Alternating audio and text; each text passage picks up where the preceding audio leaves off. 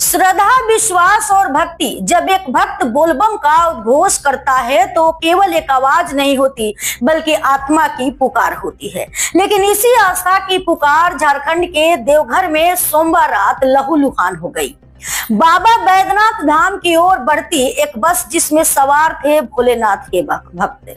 कोई पहली बार बाबा के दर्शन करने जा रहा था, कोई अपनी बेटी की मनोकामना लेकर व्रत निभा रहा था, कोई पैदल मीलों चलकर जल चढ़ाने की जिद में था, लेकिन किस्मत को कुछ और मंजूर था।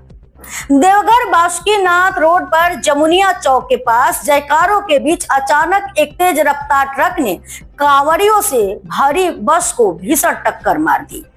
वो टक्कर एक हादसा नहीं, एक विस्फोट जैसा मंजर थी। कुछ ही सेकंड में हर हर महादेव की जगह चीखों ने ले ली। वहां खून था, बिखरे हुए कांवड़ थे, टूटे हुए शरीर थे और बिखरे हुए सपने। 18 श्रद्धालुओं की मौत एक पूरी बस की चुप्पी, हमेशा के लिए। देवघर के सांसद निशिकांत दुबे ने इस हादसे की पुष्टि एक्स पर करते हुए लिखा कि मेरे देवघर में कांवड़ यात्रा के दौरान एक दर्दनाक हादसा हुआ। 18 श्रद्धालुओं की मौत हो गई। बाबा बैद्यनाथ उनके परिवारों को यह दुख सहने की शक्ति दें। लेकिन सवाल सिर्फ संवेदना का नहीं है, सवाल जवाबदेही का भी है। हर साल लाखों श्रद्धालु कांवड़ यात्रा में शामिल होते हैं। प्रशासन को यह सब पता होता है, फिर क्यों नहीं होती पुख्ता व्यवस्था? क्यों नहीं होती ट्रैफिक की ठोस योजना? क्यों एक भक्त भगवान के दर पर पहुंचने से पहले ही मौत का शिकार हो जाता है? हादसे के बाद प्रशासन हरकत में आया। एम्बुलेंस, एनडीआरएफ और पुलिस की टीमें मौके पर पहुंची। घायलों को पास के अस्पताल में भर्ती कराया गया।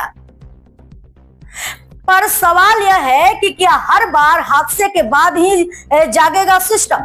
क्या हर बार बलिदान ही सुधार की पहली शर्त होगी? सुबह 5:30 बजे के आसपास आई। देवघर से दर्शन करके जा रहे थे श्रद्धालु बासुकीनाथ की ओर मछलीहा वाले रूट में।